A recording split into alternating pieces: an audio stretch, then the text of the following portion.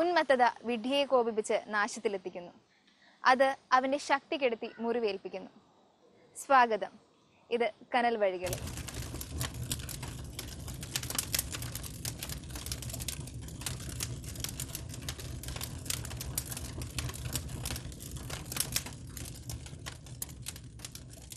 നമുക്ക് എന്തും ചെയ്യാം, പക്ഷെ അത് എങ്ങനെ ചെയ്യുന്നു എന്നതാണ് വിവേകം.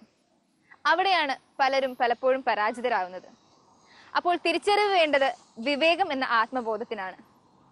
അവിടെ ഉൾക്കാഴ്ചയാണ് ഏറ്റവും പ്രധാനമായ വിശ്വാസം. യാത്ര തുടരാം.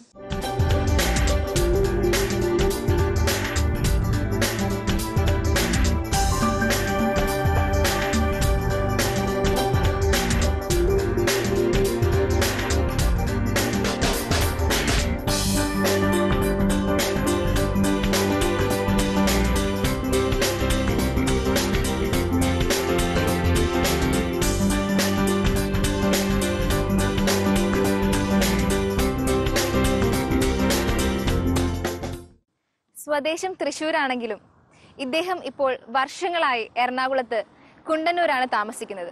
കാരണം ഈ വ്യക്തിയുടെ ജീവിതം മുഴുവൻ സംഗീതമാണ്. പരിചയപ്പെടാം, മുത്തു.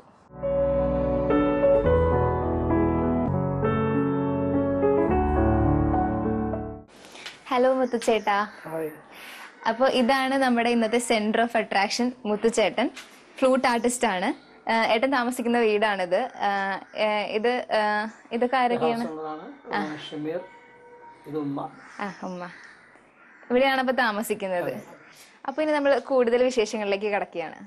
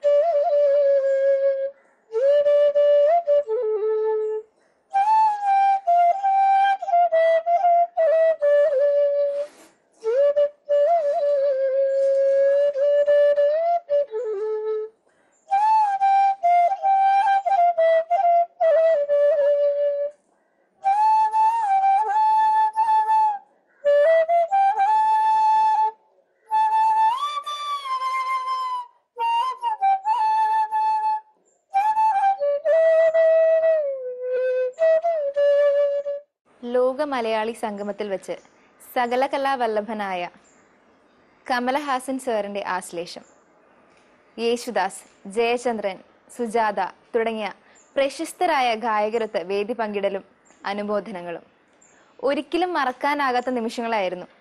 അതെല്ലാം മുത്തു എന്ന ഫ്ലൂട്ട് ആർട്ടിസ്റ്റിന്. എങ്ങനെ ഓർക്കുന്നു ആ നിമിഷങ്ങൾ? ലൈഫിൽ ഒരു നല്ല എക്സ്പീരിയൻസ് ആയിരുന്നു ഈ പറഞ്ഞതൊക്കെ. ലോക മലയാളി സംഘടനയുടെ ആഘോഷത്തിന് വേണ്ടി എറണാകുളത്ത് വന്നപ്പോൾ കമലഹാസൻ സാറ് ലെമെറിഡിയിലായിരുന്നു സ്റ്റേജ് ചെയ്തിട്ടുണ്ടായിരുന്നത്. അപ്പോൾ ഞങ്ങളന്ന് ലെമെറിഡിയൻ ലോബിയിൽ പ്ലേ ചെയ്യുന്നുണ്ട്. അപ്പോൾ ഞങ്ങളവിടെ നിന്ന് ഞങ്ങൾക്ക് ഇൻഫർമേഷൻ തന്നിരുന്നു കമലഹാസൻ സാർ വരുന്നുണ്ടെന്ന്. അപ്പോൾ ഞങ്ങൾ കുറച്ച് പാട്ടൊക്കെ ഇങ്ങനെ പ്ലാൻ ചെയ്തു. പിന്നീട് അദ്ദേഹം പുറത്തേക്ക് പോയി എന്ന് പറഞ്ഞു. അത് കഴിഞ്ഞിട്ട് ഞങ്ങളപ്പോൾ എന്തായാലും പാട്ടുകൾ പ്ലാൻ ചെയ്തല്ലേ എന്നും പറഞ്ഞ് ഞങ്ങൾ ആ പാട്ട് കമലഹാസൻ സാറിൻ്റെ പാട്ട് തന്നെ പ്ലേ ചെയ്തുകൊണ്ടിരുന്നു. അപ്പോൾ അതിൽ കറക്റ്റായിട്ട് കണ്ണൈ കലൈമാൻ എന്നുള്ള പാട്ട് പ്ലേ ചെയ്യുന്ന സമയത്താണ് അദ്ദേഹം കയറി വന്നിട്ട് പുറത്ത് കെട്ടിയിട്ട് ഞാൻ കമലാണ്, നന്നായിരുന്നു എന്ന് പറഞ്ഞ് നമ്മളോട് പറഞ്ഞത്. ഒരിക്കലും മറക്കാൻ പറ്റാത്തൊരു നിമിഷമായിരുന്നു അത്. അത് ഏത് വർഷമായിരുന്നു? 2006-ലായിരുന്നു. ഞങ്ങൾ എബ്രോഡിൽ പ്രോഗ്രാം ചെയ്തായിരുന്നു. എവിടെ വെച്ചിട്ടായിരുന്നു? അത് മസ്കറ്റിലാണ് ഫസ്റ്റ് പ്രോഗ്രാം ചെയ്തത്. അപ്പോൾ ഇതിൻ്റെ പ്രാക്ടീസ് നടന്നുകൊണ്ടിരിക്കുന്ന സമയത്ത് ഞങ്ങളുടെ ഒരു CD റിലീസ് ചെയ്തിട്ടുണ്ടായിരുന്നു. ഞങ്ങളൊരു 3 പീസ് ലെമെറിഡിയനിൽ പ്ലേ ചെയ്യുന്നതിൻ്റെ ഒരു CD റിലീസ് ചെയ്തിട്ടുണ്ടായിരുന്നു. ഇതവിടെ ലിഫ്റ്റിൽ പ്ലേ ചെയ്ത് കേട്ടിട്ട് ദാസേട്ടൻ ഇതാരാണെന്ന് ചോദിച്ചു ഹോട്ടലിലെ സെക്യൂരിറ്റി ചീഫിൻ്റെ അടുത്ത്. അപ്പോൾ അദ്ദേഹം ഇവിടുത്തെ ബാൻഡാണെന്ന് പറഞ്ഞു. ഇത് പിന്നെ അവരെ ഒന്ന് കാണാൻ പറ്റുമോ എന്ന് ചോദിച്ചു.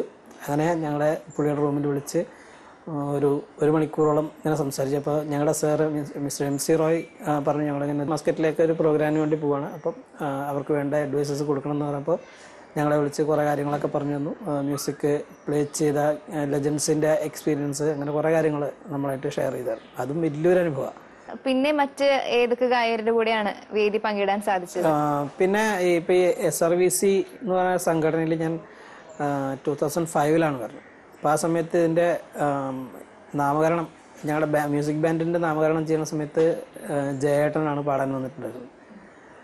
അതിനുശേഷം ഈ ദാസേട്ടനെയൊക്കെ പരിചയപ്പെട്ടു. അതിനുശേഷം 2015 എൻ്റെ ഓർമ്മ, വേൾഡ് ഡിസേബിൾസ് ഡേക്ക് അന്നൊരു നമ്മുടെ JT പാക്കിൽ വെച്ചിട്ടായിരുന്നു പ്രോഗ്രാം തൃപ്പൂണിത്തുറ.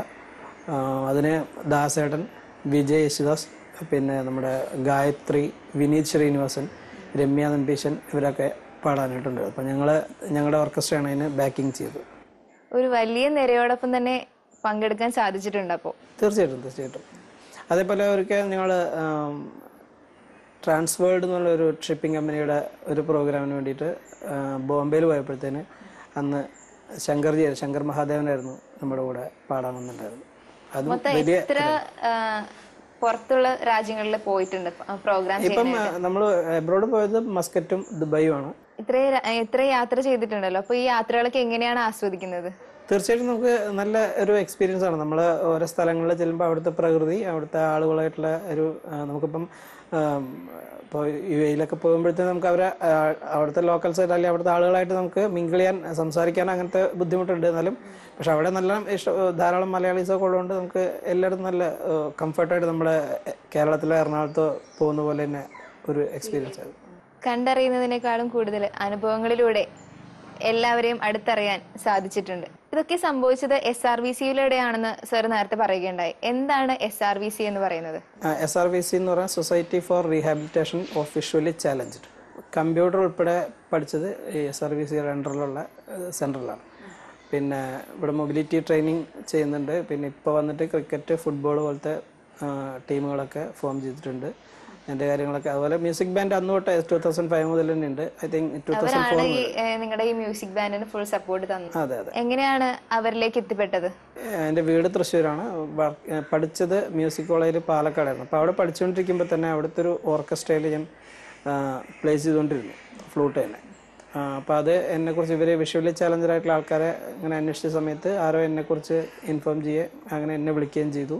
അങ്ങനെയാണ് ഇവിടെ വന്നത്. അങ്ങനെ നേരെ എറണാകുളത്തേക്ക് എത്തി. നേരെ എറണാകുളത്ത് 2006 മുതൽ എറണാകുളത്ത് തന്നെയുണ്ട്. ആരൊക്കെയാണ് ഈ SRVC എന്ന സംഘടനയുടെ പിന്നിലുള്ള സാരഥികൾ? Mister MC Roy and Sunil J. Mathew, അവരാണ് ഇപ്പോൾ കാര്യങ്ങളെല്ലാം നോക്കണം. അതുകൂടാതെ ആസ്റ്റർ മെഡ്സിറ്റിയിലും ഇപ്പോൾ പ്രോഗ്രാം ചെയ്യുന്നുണ്ട് സാറ്. ഇപ്പോൾ 2015 ഏപ്രിൽ മുതൽ ആസ്റ്ററിൽ, അത് ഞങ്ങൾ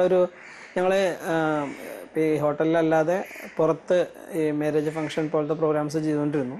അപ്പോൾ അങ്ങനെ ഒരു ഫംഗ്ഷന് ആസ്റ്ററിലൊരു HR ഒരു മാം കണ്ടിട്ട് നമ്മളെ അങ്ങോട്ട് ഇൻവൈറ്റ് ചെയ്യാണ് ചെയ്തത്. അപ്പോൾ നമ്മൾ 2015 ഏപ്രിൽ മുതൽ അവിടെ ഞങ്ങളുടെ ഈ സെയിം 3 പീസ് ബാൻഡ് അവിടെ 10:30 to 12:30 മോർണിംഗ്. ആരൊക്കെയാണ് കൂടെ പ്ലേ ചെയ്യുന്ന ആർട്ടിസ്റ്റുകൾ? എൻ്റെ കൂടെ ഉള്ളത് തബല വായിക്കുന്നത് mister Jayamon from Alappuzha and guitar വായിക്കുന്നത് മിസ്റ്റർ ബെന്നി ഫ്രം എറണാകുളം. പൊതുവെ എങ്ങനെ പോകുന്നു ഇപ്പോഴത്തെ ആ ഒരു ലൈഫ്? മൊത്തം ഒരു ടൈറ്റ് സ്കെഡ്യൂൾ ആണല്ലോ. ഞാൻ ഇതിനു മുമ്പ് ഞാൻ പറഞ്ഞല്ലോ, ഞാനൊരു ഓർക്കസ്ട്രയിൽ പ്ലേ ചെയ്യായിരുന്നു. അവിടെ ആകുമ്പോൾ എനിക്ക് ഒരുപാട് യാത്രകളായിരുന്നു. ഇപ്പോൾ ഇവിടെ വന്നതിന് ശേഷം എനിക്കുള്ളത് ഇപ്പോൾ ഈ 2 hours നമ്മളിവിടെ മെറിഡിയൻ തൊട്ടടുത്താണ് ഞാൻ താമസിക്കുന്നത്, തൊട്ടടുത്താണ്. ആസ്റ്റർ എന്ന് പറയുന്ന ഒരു 18 kilometers ആണുള്ളത്. അപ്പോൾ ഇത് അവർ പിക്കപ്പ് ആൻഡ് ഡ്രോപ്പ് അവർ ചെയ്യുന്നതുകൊണ്ട് നമുക്ക് ജസ്റ്റ് ഇത്രയും യാത്ര മാത്രം ചെയ്താൽ മതി. മറ്റേ ഞാൻ എല്ലാ ദിവസവും ഭയങ്കര ഡിഫറെൻ്റ് ആയിട്ടുള്ള ഡിസ്റ്റൻ്റ് ആയിട്ടുള്ള ഏരിയയിലേക്ക് നമ്മൾ യാത്ര ചെയ്യേണ്ട അവസ്ഥയുണ്ടായിരുന്നു. അതിന്നിപ്പോൾ വളരെ വ്യത്യാസമുള്ളത്, നമുക്ക് ഒരേ റിലാക്സ്ഡ് ആണ് ശരിക്കും. തൃശ്ശൂരിൽ നിന്ന് വിട്ടിട്ട് ഇപ്പോൾ വർഷങ്ങളായിട്ട് ഇപ്പോൾ താങ്കൾ എറണാകുളത്ത് തന്നെയാണുള്ളത്. അപ്പോൾ എങ്ങനെയാണ് ഇവിടെ നിന്ന് കിട്ടുന്ന സപ്പോർട്ട്? ഇപ്പോൾ താമസിക്കുന്ന സ്ഥലത്താണെങ്കിലും ഇതിന് മുൻപ് താമസിച്ചിരുന്ന സ്ഥലങ്ങളിലൊക്കെ ആണെങ്കിലും എങ്ങനെയുണ്ടായിരുന്നു സപ്പോർട്ട്? ഇപ്പം 12 വർഷമായി എറണാകുളത്ത് ഇവിടെ ഈ കുണ്ടന്നൂർ വന്നിട്ട്. അപ്പം ഞാനിപ്പം അത് 4ാമത്തെ വീടാണ് താമസിക്കണേ. അപ്പോൾ എല്ലാ വീട്ടിലും എല്ലാ വീട്ടുകാരും എല്ലാവരും ഹൗസ് ഓണേഴ്സ് അല്ലെങ്കിൽ അടുത്തുള്ളവരൊക്കെ നല്ല കമ്പനിയായിരുന്നു. മീൻസ് എല്ലാവരും നല്ല നമ്മളെ സപ്പോർട്ട് ചെയ്യുന്ന രീതിയിലുള്ള ആൾക്കാരായിരുന്നു. ഒരു ഫാമിലി മെമ്പറിനെ പോലെ തന്നെ. ഡെഫിനറ്റ്ലി അത് തന്നെ.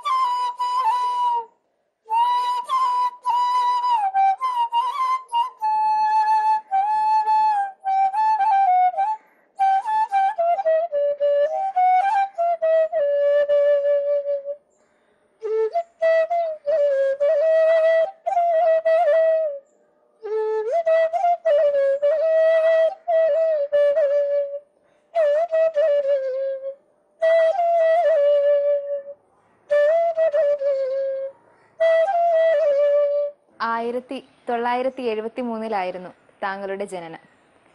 ഏകദേശം 4 വയസ്സുവരെ കാഴ്ചയുണ്ടായിരുന്നു. പിന്നീട് ക്രമേണ അന്ധകാരത്തിലേക്ക്. എന്നാൽ മനസ്സിന്റെ കാഴ്ച ജീവിതത്തിന് വെളിച്ചമായി. എളുപ്പമായിരുന്നില്ല ആ യാത്ര. എങ്കിൽ പോലും ദൃഢചിത്തതയും സർവോപരി സംഗീതത്തിലുള്ള ആ ഒരു ആത്മവിശ്വാസവും മുന്നോട്ട് നയിച്ചു. ഇന്നും നയിച്ചുകൊണ്ടേയിരിക്കുന്നു. 1973 ജനിച്ചത്. ഞാനൊരു സാധാരണ എല്ലാവരും 5-ാം വയസ്സിൽ ചേരുമ്പോൾ ആ സമയത്ത് ഈ അച്ഛനമ്മയ്ക്കും എങ്ങനെയും കാഴ്ച കിട്ടണം എന്നുള്ള എങ്ങനെയും എനിക്കൊരു കാഴ്ച കിട്ടണം എന്നുള്ളൊരു ആഗ്രഹം കൊണ്ട് പല സ്ഥലത്തും ട്രീറ്റ്മെൻറ്റും കാര്യങ്ങളൊക്കെ ആയിട്ട് ഞാൻ സ്കൂളിൽ ചേർന്നത് ഇച്ചിരി ലേറ്റായിട്ടാണ്. ഒരു 4 വർഷം ലേറ്റായിട്ടാണ് സ്കൂളിൽ ചേർന്നത്. ഫാമിലിയിൽ ആരൊക്കെയുണ്ട്? വീട്ടിലുള്ളത് ഇപ്പോൾ ഉള്ളത് അമ്മ, അനിയൻ്റെ വൈഫ്. നേരത്തെ ഞങ്ങൾ 3 മക്കളാണ്. ഞാനും എൻ്റെ ബ്രദർ, താഴെയാണ്. മൂത്തത് സിസ്റ്റർ. അച്ഛൻ നടുക്കത്തെ ആളാണ്. യെസ്. അച്ഛൻ 2002 മരിച്ചുപോയി. അപ്പോ ജനിച്ച ഒരു 4 വയസ്സ് വരെ കാഴ്ച ഉണ്ടായിരുന്നു. പിന്നീട് പിന്നെ എന്തോ അസുഖം വന്ന് മഞ്ഞപ്പിത്തം സംതിങ് വേറെ എന്തോ അസുഖങ്ങളൊക്കെ വന്നിട്ടാണ് കാഴ്ച പോയത്. അങ്ങനെ സ്കൂളിൽ ചെന്നപ്പം അവിടെ എനിക്ക് നല്ല എൻ്റെ ലൈഫിൽ ഏറ്റവും കിട്ടിയ വലിയ അനുഗ്രഹം, നല്ലൊരു സംഗീത അധ്യാപകൻ ഉണ്ടായിരുന്നു. സാറിൻ്റെ പേര് ശശി എന്നാണ്. അദ്ദേഹം എന്നെ വോക്കല്, ഹാർമോണിയം, ബുൾബുൾ ഇൻസ്ട്രുമെൻ്റൊക്കെ പഠിപ്പിച്ചു. തൃശ്ശൂരുള്ള ഏത് സ്കൂളിലായിരുന്നു? ഞാൻ പഠിക്കുന്ന സമയത്ത് ആ സ്കൂളിൻ്റെ പേര് blind def and dumb school എന്നായിരുന്നു. ഇപ്പോൾ ആ സ്കൂളിൻ്റെ പേര് school for the blind Kunnamkulam എന്നാണ്. നേരത്തെ ബ്ലൈൻഡും ഡെഫ് ആൻഡ് ഡംബ് ആയിട്ടുള്ള ആൾക്കാർ ക്ലബ് ചെയ്തിട്ടൊരു സ്കൂളായിരുന്നു. ഇപ്പോൾ അത് സെപ്പറേറ്റ് ചെയ്തിട്ട് ബ്ലൈൻഡ് വേറെ സെപ്പറേറ്റ് ആയിട്ടുണ്ട്. അവിടെയാണ് പഠിച്ചത്. അവിടെ കൂടുതലും ഇൻസ്ട്രുമെന്റ്സ് ആയിരുന്നു ഫോക്കസ് ചെയ്തിരുന്നത്. അവിടെ ഞാൻ വോക്കലും അതേപോലെ തന്നെ സാർ ഫസ്റ്റ് വോക്കലാണ് സ്റ്റാർട്ട് ചെയ്തിട്ട് പിന്നെ ഇൻസ്ട്രുമെന്റ്സിലാണ് കൂടുതൽ പ്രാക്ടീസ് ചെയ്തത്. അക്കാഡമിക് ആയിട്ടുള്ള കാര്യങ്ങളൊക്കെ എങ്ങനെയായിരുന്നു? അന്ന് ബ്ലൈൻഡിന് വേണ്ടി UP 7th വരെ സ്കൂളുള്ളൂ. അത് കഴിഞ്ഞാൽ പിന്നെ അടുത്തുള്ള നമുക്ക് കൺവീനിയൻ്റ് ആയിട്ടുള്ള കംഫർട്ടായിട്ടുള്ള സ്കൂളിൽ ചേർന്ന് പഠിക്കാം, നോർമൽ സ്കൂളിൽ. അപ്പോൾ കുന്നോളം സ്കൂളിൻ്റെ പ്രത്യേകത എന്ന് പറഞ്ഞാൽ അവിടെ തന്നെ തൊട്ടടുത്ത് തന്നെ ഒരു മോഡൽ ബോയ്സ് ഹൈസ്കൂളുണ്ട്. അവിടെയാണ് മിക്കവാറും അവിടെയുള്ള എല്ലാവരും ബോയ്സൊക്കെ 7th കഴിയുമ്പോൾ അവിടെ തന്നെ. ഇപ്പോൾ ഈ സ്കൂളിൻ്റെ ഹോസ്റ്റലിൽ തന്നെ നമുക്ക് സ്റ്റേ ചെയ്യാം. അപ്പോൾ അങ്ങനെയാണ് പഠിച്ചത്. അത് കഴിഞ്ഞിട്ട് പ്രീ ഡിഗ്രി പഠിച്ചത്. പഠനത്തോടുകൂടെ മ്യൂസിക്കും മുന്നോട്ട് പോകുന്നുണ്ടായിരുന്നു. അതിൻ്റെ ഇടയ്ക്കാണ് ഞാൻ ഒരു 5, 6, 7 ആ ക്ലാസ്സുകളിൽ പഠിക്കുന്ന സമയത്താണ് ഫ്ലൂട്ട് ഞാൻ തന്നെ സെൽഫ് പ്രാക്ടീസ് ചെയ്ത് വന്നത്. ആ സമയത്ത് പ്രോഗ്രാം ഒക്കെ ചെയ്തിട്ടുണ്ടോ? ഇല്ല, ആ സമയത്ത് ഞാൻ സ്കൂളിന്റെ സാഹിത്യ സമാജം അങ്ങനത്തെ കാര്യങ്ങളിലൊക്കെ പ്ലേ ചെയ്തല്ലാതെ സ്കൂളിൻ്റെതായിട്ടുള്ള പ്രോഗ്രാമുകൾ. പിന്നെ ചിലപ്പോഴൊക്കെ ഈ ഡിസ്ട്രിക്ട് ലെവൽ വരെയൊക്കെ ഞാൻ യൂത്ത് ഫെസ്റ്റിവലിനൊക്കെ പോയിട്ടുണ്ട്. മോഡൽ ബോയ്സ് നിന്നും പോയിട്ടുണ്ട്, പിന്നെ ബ്ലൈൻഡ് സ്കൂളിൽ നിന്നും പോയിട്ടുണ്ട്. ബ്ലൈൻഡ് സ്കൂളിൽ പ്രത്യേകിച്ചും ഈ Kerala federation of the blind എന്നുള്ള സംഘടന സ്റ്റുഡൻസ് ഫോറത്തിൻ്റെ ഒരു മീറ്റ് വയ്ക്കുമായിരുന്നു, കലാകായിക മത്സരങ്ങൾ എല്ലാ വർഷവും. അപ്പോൾ അതിനകത്തും ഇൻസ്ട്രുമെൻറ്റിനും വോക്കലിനൊക്കെ മത്സരിക്കാൻ പോയിട്ടുണ്ട്. അങ്ങനെ ഭയങ്കരമായിട്ട് സമ്മാനമൊന്നും കിട്ടിയിട്ടില്ല, സെക്കൻഡ് ആ ലെവലിലൊക്കെ കിട്ടിയിട്ടുണ്ട്. അത് കഴിഞ്ഞിട്ട് ഞാൻ പിന്നെ പ്രീ ഡിഗ്രി ചെയ്തത് തലശ്ശേരിയിലായിരുന്നു, ബ്രണ്ണൻ കോളേജിൽ. നേരെ തലശ്ശേരിക്ക് പോയി. പ്രീ ഡിഗ്രി കഴിഞ്ഞിട്ട് മ്യൂസിക് കോളേജിൽ വോക്കൽ ഗാനഭൂഷണത്തിന് ചേർന്നു. അത് Palakkad Chembai memorial government music college Palakkad. അവിടെയാണ് വോക്കൽ പഠിച്ചത്. അപ്പോൾ ഈ വോക്കൽ പഠിക്കുന്ന സമയത്ത് ഞാൻ വോക്കലിൽ നമ്മളെ പഠിപ്പിക്കുന്ന കാര്യങ്ങൾ ഫ്ലൂട്ടിലേക്ക് ഒന്ന് കൺവേർട്ട് ചെയ്ത് ട്രൈ ചെയ്ത് നോക്കി. അതെ, ഞാൻ നേരത്തെ സിനിമ പാട്ട് വായിക്കുമായിരുന്നു. അപ്പം അതിൻ്റെ ഒരു ധാരണയിൽ നമ്മളെ പഠിപ്പിക്കുന്ന കാര്യങ്ങൾ ഫ്ലൂട്ടിൽ ട്രൈ ചെയ്ത് നോക്കി. അങ്ങനെ ഞാൻ അവിടെ പഠിക്കുന്ന സമയത്ത് ആ വർഷത്തെ ഈ നവമി ഉത്സവത്തിന് അവിടുത്തെ ഒരു ഫ്രണ്ട് എന്നെ വിളിച്ച് ചിറ്റൂർ, നമ്മുടെ അവിടെ പാലക്കാട് ചിറ്റൂർ ഒരു അമ്പലത്തിലൊരു പ്രോഗ്രാം ഉണ്ട്, വരാൻ പറ്റുമെന്ന് ചോദിച്ചു. അപ്പോൾ ഞാൻ പറഞ്ഞു ഞാനിങ്ങനെ പ്രൊഫഷണലായിട്ട് ഫ്ലൂട്ട് പ്രൊഫഷണലായിട്ട് സ്റ്റാർട്ട് ചെയ്തിട്ടില്ല എന്ന് പറഞ്ഞു. അപ്പോൾ ഒരു കൂടുതലും ഭക്തിഗാനങ്ങളൊക്കെയാണ്, അപ്പോൾ രാഗ ബേസൊക്കെ വായിച്ചാൽ മതിയല്ലോ. അപ്പോൾ ശരിയെന്ന് പറഞ്ഞ് ചെന്നപ്പോൾ അന്ന് പാടാനുണ്ടായിരുന്ന അന്നത്തെ സിംഗേഴ്സായിട്ടുള്ള മഞ്ജു മേനോൻ, പിന്നെ മനോജ് കൃഷ്ണൻ. മനോജേട്ടൻ ഇപ്പോൾ ജീവിച്ചിരിപ്പില്ല. മഞ്ജു മേനോൻ, താരനൂപരൊക്കെ പാടിയ മഞ്ജു മേനോനായിരുന്നു. അവർ രണ്ടുപേരായിരുന്നു പാടാനുണ്ടായിരുന്നു. അപ്പോൾ അങ്ങനെ അതാണ് ഞാൻ ഫസ്റ്റായിട്ടൊരു പ്രൊഫഷണൽ സ്റ്റേജിൽ കയറുന്നത്. 96 ആയപ്പോഴത്തേന് അവിടെയുള്ളൊരു പ്രൊഫഷണൽ ഓർക്കസ്ട്ര, പവിഴം ഓർക്കസ്ട്ര എന്ന് പറഞ്ഞിട്ട് ഓർക്കസ്ട്രയിലേക്ക് എന്നെ ഫ്ലൂട്ട് പ്ലേ ചെയ്യാനായിട്ട് വിളിച്ചു. ശരിക്കും പറഞ്ഞാൽ വോക്കലാണ് ഫോക്കസ് ചെയ്ത് പഠിച്ചതെങ്കിലും മൊത്തത്തിൽ തിരിഞ്ഞു പോയ സ്ട്രീം എന്ന് പറയുന്നത് ഫ്ലൂട്ടിലേക്കായിരുന്നു. ഫ്ലൂട്ടായിരുന്നു ഇഷ്ടം. അത് എനിക്ക് ഭയങ്കര ഇഷ്ടമുള്ള ഇൻസ്ട്രുമെന്റും ആണ്. എന്ന് പറഞ്ഞാൽ നമ്മൾ ഇവിടെ കാണുന്നതിൽ ഏറ്റവും നേച്ചുറൽ ആയിട്ടുള്ള ഇൻസ്ട്രുമെന്റ് ഞാൻ വിചാരിക്കുന്നത് ഫ്ലൂട്ടാണ്. പവിഴം ഓർക്കസ്ട്രയോട് കൂടെ എത്ര കാലം ഉണ്ടായിരുന്നു? പവിഴത്തിൽ ഞാനൊരു 96 ഫെബ്രുവരി മുതൽ 2006 മെയ് വരെ ഉണ്ടായിരുന്നു. അത് കേരളത്തിൽ മിക്കവാറും സ്ഥലങ്ങൾ 10 വർഷത്തോളം 10 വർഷം ഓർക്കസ്ട്രയുടെ ഭാഗമായി. അതെ അതെ, കേരളത്തിൽ മിക്കവാറും സ്ഥലങ്ങളിൽ പ്രോഗ്രാം ചെയ്തിട്ടുണ്ട്. പിന്നെ ഈ തമിഴ്നാട്, കോയമ്പത്തൂർ ആ സൈഡ്, പിന്നെ നമ്മുടെ മംഗലാപുരം ആ സൈഡിലൊക്കെ പ്രോഗ്രാം ചെയ്തിട്ടുണ്ട്. പിന്നെ അവിടെ നിന്ന് എങ്ങനെയാണ് ഈ ലേ മെറിഡിയൻ അത് എറണാകുളത്തേക്ക് എത്തിപ്പെടുന്നത്? ഞാൻ പ്ലേ ചെയ്യുന്ന സമയത്ത് തന്നെ 2005 ഇവിടെ SRVC എന്ന് പറഞ്ഞിട്ട് NGO ഉണ്ട് എറണാകുളത്ത്. ഇവരുടെ ഒരു ഗാനമേള ട്രൂപ്പ് ഉണ്ട്. അപ്പോൾ എന്നെക്കുറിച്ച് എങ്ങനെയോ ഇൻഫർമേഷൻ കിട്ടിയിട്ട് അവരെന്നെ വിളിച്ചായിരുന്നു. അപ്പോൾ ആദ്യം ലേ മെറിഡിയനിലാണ് പ്രോഗ്രാം സ്റ്റാർട്ട് ചെയ്യുന്നത് അല്ലേ? അപ്പോൾ അങ്ങനെ ഓക്കെ പറഞ്ഞു, ഇവിടെ വന്നു, ലേ മെറിഡിയനിൽ സ്റ്റാർട്ട് ചെയ്തു. അത് 2006 ജൂലൈ 1 ഇവിടെ പ്രോഗ്രാം ചെയ്തത്. എറണാകുളത്ത് വന്നതിന് ശേഷമാണ് ഈ പുറത്തേക്കുള്ള യാത്രകളും എല്ലാം സാധ്യമായത് അല്ലേ? എറണാകുളത്ത് വന്നതിന് ശേഷം ഞാൻ ഇന്ത്യയിൽ മിക്കവാറും നഗരങ്ങളിൽ ചെന്നൈ, ബാംഗ്ലൂർ, ഹൈദരാബാദ്, ഡൽഹി, മുംബൈ എല്ലായിടത്തും പ്രോഗ്രാം ചെയ്തു. പിന്നെ അബ്രോഡ് പോയി. അപ്പോൾ അതൊക്കെ ഇവിടെ വന്നതിന് ശേഷം ഉണ്ടായ അനുഭവങ്ങൾ.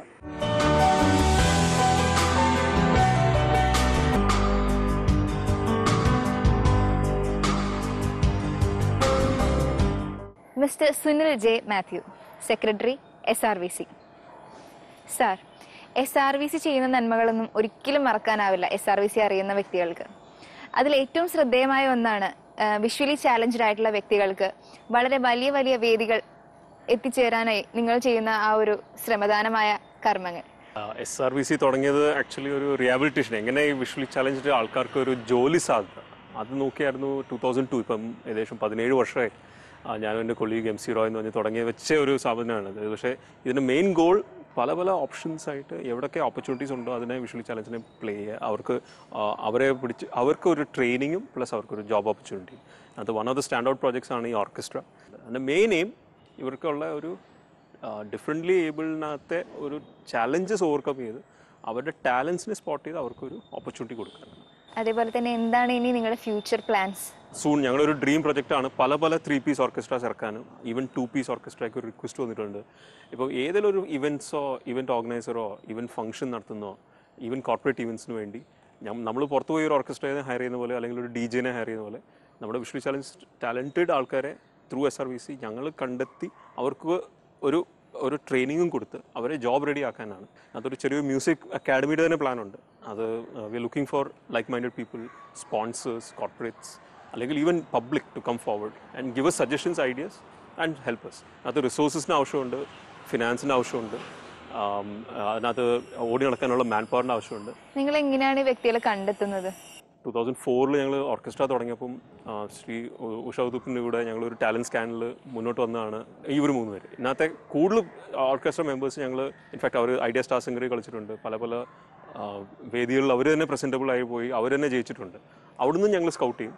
പ്ലസ് ഞങ്ങൾക്ക് ഇപ്പോഴത്തെ ലേറ്റസ്റ്റ് പ്രോജക്റ്റ് ബ്ലൈൻഡ് ഫുട്ബോൾ ആയതുകൊണ്ട് ബ്ലൈൻഡ് ഫുട്ബോളേഴ്സിനെ ഞങ്ങൾ ഇന്ത്യ മുഴുവൻ നടത്തുന്ന ടാലൻറ്റ് സ്കൗട്ട് ചെയ്യുന്ന കൂട്ടത്തിൽ അവരുടെ ഇടയിലുള്ള ടാലൻസ് ഞങ്ങൾ ഐഡന്റിഫൈ ചെയ്യുന്നു. മുത്തുവിനെ സംബന്ധിച്ചിടത്തോളം മുത്തു ഒരു ഗിഫ്റ്റഡ് ആർട്ടിസ്റ്റ് ആയിട്ടാണ് ഞങ്ങൾക്ക് ഫീൽ ചെയ്തത്. പക്ഷേ അദ്ദേഹത്തിന്റെ അച്ചീവ്മെന്റ്സും അങ്ങനെയുള്ള കാര്യങ്ങളൊന്നും തുറന്നു പറയാൻ ആഗ്രഹിക്കുന്ന ഒരു വ്യക്തിയല്ലെന്ന് തോന്നുന്നു. മുത്തു എസ്പെഷ്യലി ബെസ്റ്റ് ഫ്ലൂട്ടിസ്റ്റ് ജയിച്ചതാണ് കേരളത്തിൽ. ഐ മീൻ ആ പുള്ളിയെ പോലെ ഒരു ടാലൻറ്റ് മുന്നോട്ട് ഇഷ്ടംപോലെ ആൾക്കാരുണ്ടാവും. ഗിറ്റാറിസ്റ്റ് ഉണ്ടാവും, വയലിനിസ്റ്റ് ഉണ്ടാവും, കീബോർഡ് സ്പെഷ്യലിസ്റ്റ് ഉണ്ടാവും, അല്ലെങ്കിൽ ഈവൻ സിംഗേഴ്സ് ഉണ്ടാവും. അവരെ ഞങ്ങൾ കണ്ടെത്തി ഒരു പ്ലാറ്റ്ഫോം കൊടുക്കാനും കൂടെയാണ് SRVC. ഇൻ കൺക്ലൂഷൻ എൻ്റെ ഐഡിയ ഈ മെസ്സേജ് മുന്നോട്ട് പോട്ടെ. കൂടുതൽ ആൾക്കാർ നല്ല കുറേ കാര്യങ്ങൾ ചെയ്യുന്നുണ്ട്. അവരുടെ ഇടയിൽ തന്നെ ഈ മെസ്സേജ് പോയി കഴിഞ്ഞാൽ ചിലപ്പോൾ എല്ലാവരും ഇൻ്റർ കണക്റ്റഡ് ആയിട്ട് വർക്ക് ചെയ്താൽ ഈ goal that is to employ and recognise കുറേ കൂടെ ഫാസ്റ്ററായിട്ട് ചെയ്യാൻ പറ്റും.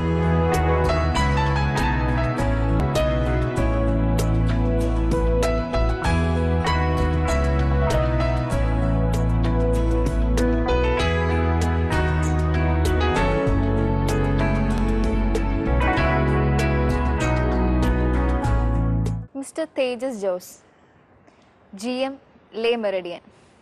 സാർ, ശ്രീ മുത്തുവിനെ സംബന്ധിച്ചിടത്തോളം ഒരു തറവാട് തന്നെയാണ് ഈ മഹാസൗധം. ഇവിടേക്ക് എത്തിപ്പെട്ടതാകട്ടെ SRVCയിലൂടെ. എന്താണ് SRVCയുടെ role? in Le Méridien?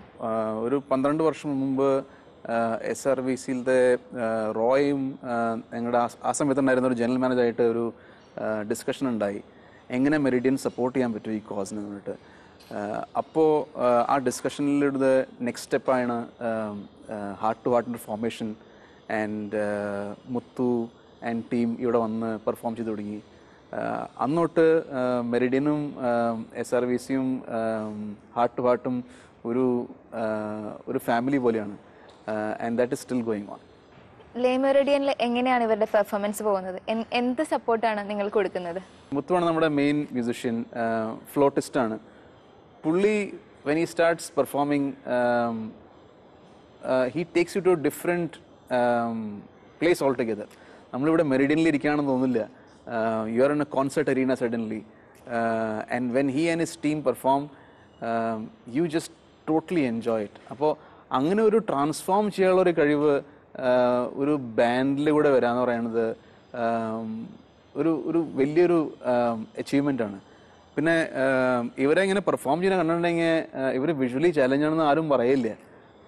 Closely ഒന്ന് നോക്കിയിട്ട് നമ്മളവിടെ ഒരു ബോർഡ് വെച്ചിട്ടുണ്ട് ഡിസ്ക്രൈബ് ചെയ്യുന്നത് ഇവരുടെ യുണീക്ക് കേപ്പബിലിറ്റി, എന്നാലും അറിയുള്ളൂ, വിച്ച് ഇസ് ഫാൻറ്റാസ്റ്റിക്. അതാണ് നമ്മൾ നേടാൻ ശ്രമിക്കേണ്ടത്. And by achieving that is fantastic. It's a very proud thing for Meridian that we been able to support them for the last 12 years. അത് നമ്മുടെ ഒരു കടമ കൂടിയാണ്. And we are happy that we are able to support and fulfil it. ഇവരുടെ ബാൻഡിൽ നിന്നും ഉണ്ടായിട്ടുള്ള ഒരു ഏറ്റവും മെമ്മറബിൾ ആയിട്ടുള്ള ഒരു മൊമെന്റ് എന്തായിരുന്നു? എസ്പെഷ്യലി ബോളിവുഡ് മ്യൂസിക്, പഴയ ബോളിവുഡ് മ്യൂസിക് ആണ് മുത്തും ഈ ഹാർട്ട് ടു ഹാർട്ട് ടീമിൻ്റെ സ്ട്രെങ്ത്. അപ്പോൾ മ്യൂസിക് നമ്മുടെ 70s-ലത്തെ 80s-ലെ മ്യൂസിക്കാണ് ഇവർ മോസ്റ്റ്ലി പ്ലേ ചെയ്യുന്നത്. അപ്പോൾ നമ്മൾ അറിഞ്ഞു കാണും നമ്മുടെ ഈ മിഡിൽ ഈസ്റ്റിലെ വലിയൊരു ബോളിവുഡ് ഫാൻ ഫോളോയിങ് ഉണ്ട്.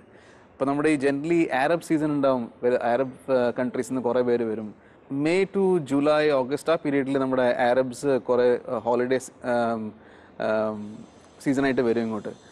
ആ സമയത്ത് അവരിങ്ങനെ ഇത് കേട്ടിട്ട് they come in big groups just to listen to the music. അപ്പോൾ അതൊരു ഭയങ്കര സാറ്റിസ്ഫൈങ് ഫീലിംഗ് ആണ്.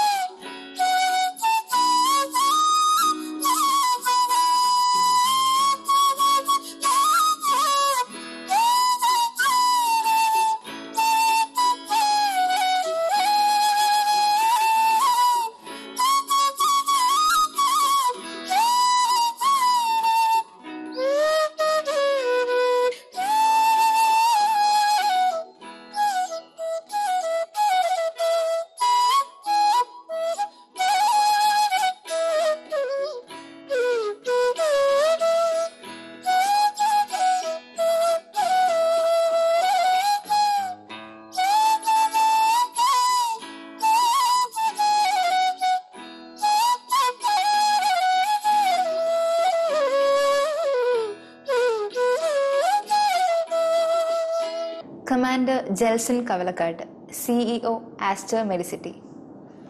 സർ, ആശുപത്രികൾ എപ്പോഴും ജീവിതത്തിനും പ്രതീക്ഷയ്ക്കും ഇടയ്ക്കുള്ള ഒരു ഇടത്താവളമാണ്. മുത്തുവും സംഘവും ഇവിടെ ഒരു സംഗീത നിര തന്നെ ഒരുക്കിയിരിക്കുന്നു. എന്താണ് സാറിന് മുത്തുവിനെ പറ്റി പറയാനുള്ളത്? We will treat you well എന്നതാണ് ആസ്റ്റർ മെഡിസിറ്റിയുടെ ആപ്തവാക്യം. ഡിഫറൻ്റ്ലി ഏബിൾഡ് ആയിട്ടുള്ളവരെ മാറ്റി നിർത്തരുതെന്ന് ദൃഢമായി വിശ്വസിക്കുന്ന ഒരു ഗ്രൂപ്പാണ് Aster DM healthcare. Aster മെഡിസിറ്റിയുടെ സാമൂഹ്യ പ്രതിബദ്ധതയുടെ ഭാഗമായി ഡിഫറൻ്റ്ലി ഏബിൾഡ് ആയിട്ടുള്ളവർക്ക് പലർക്കും ഞങ്ങൾ ഇവിടെ ജോലി കൊടുത്തിട്ടുണ്ട്.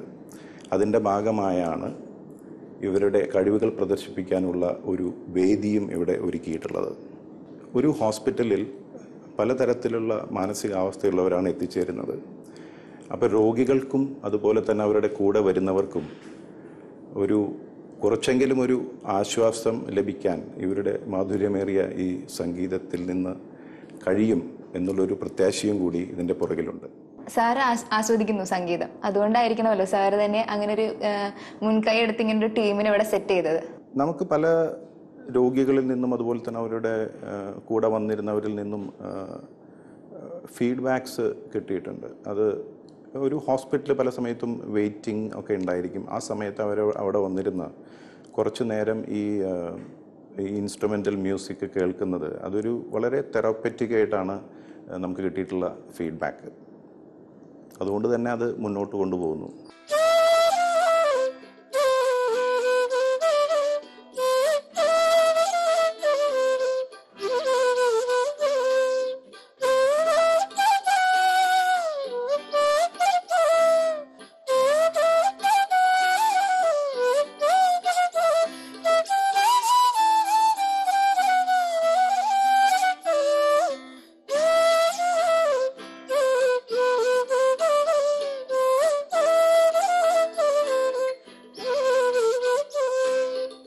ഇപ്പോൾ ദിനം തോറും താങ്കൾ ഒരു പ്രോഗ്രാം സ്കെഡ്യൂളിലാണ് മുന്നോട്ട് പോയിക്കൊണ്ടിരിക്കുന്നത്.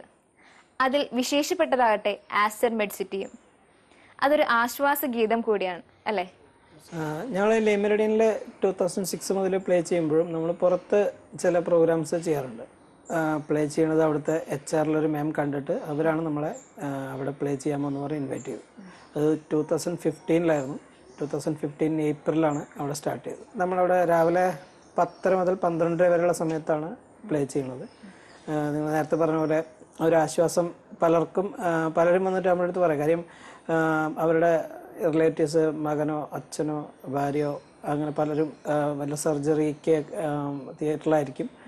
അപ്പോൾ അങ്ങനെ ഇരിക്കുന്ന സമയത്ത് ചിലപ്പോൾ മേജർ സർജറി ഒക്കെ ആണെങ്കിൽ ഭയങ്കര ടെൻഷനായിരിക്കും അവർ. അപ്പോൾ ആ ടെൻഷനായിരിക്കും പിന്നെ സമയത്ത് നമ്മുടെ ഒരു മ്യൂസിക് 2 മണിക്കൂർ വളരെ സഹായിച്ചു, റിലീഫ് കിട്ടിയെന്ന് ഒരുപാട് പേര് നേരിട്ട് വന്ന് പറഞ്ഞിട്ടുണ്ട്.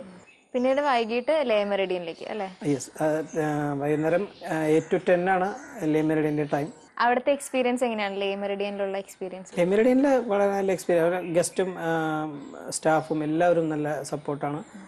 രാവിലെ ഹോസ്പിറ്റൽ ലൈഫ് അവിടെയുള്ള ആൾക്കാർക്ക് ഒരു ആശ്വാസമേകുന്ന ഒരു സിറ്റുവേഷൻ ആണെങ്കിൽ, നേരെ മറിച്ച് വൈകിട്ടാവുമ്പോൾ ഒരു ആഘോഷിക്കാൻ എത്തുന്ന ആൾക്കാരുടെ ഇടയിലേക്കാണ് മ്യൂസിക്കായി ചെല്ലുന്നത്.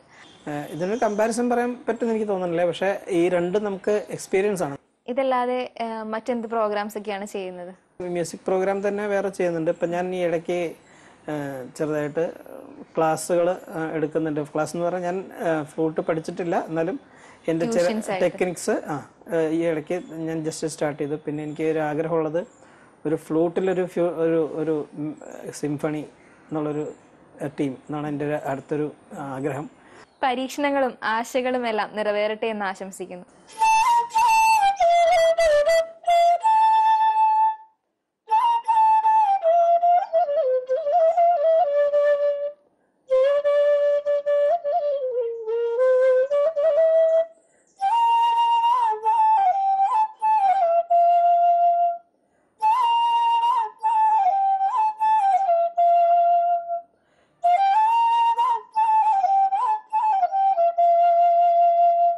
ഇങ്ങനെയെങ്കിൽ കാര്യങ്ങൾ എത്രയോ എളുപ്പം. സ്വാഭാവികമായിട്ടും ചില വിചാരങ്ങൾ അങ്ങനെ ആകുവാനാണ് സാധ്യത. എന്നാൽ ശ്രീ മുത്തുവിൻ്റേത് പോലെയുള്ള ഉയരങ്ങളിലേക്ക് എത്തണമെങ്കിൽ കഠിനാധ്വാനം, ഭാഗ്യം, സർവോപരി ഈശ്വരാനുഗ്രഹം കൂടിയേ തീരൂ. നമ്മൾ ഇനിയും കണ്ടുമുട്ടും അടുത്ത ആഴ്ച അടുത്ത അദ്വിയുമായി കനൽ വഴികളിൽ.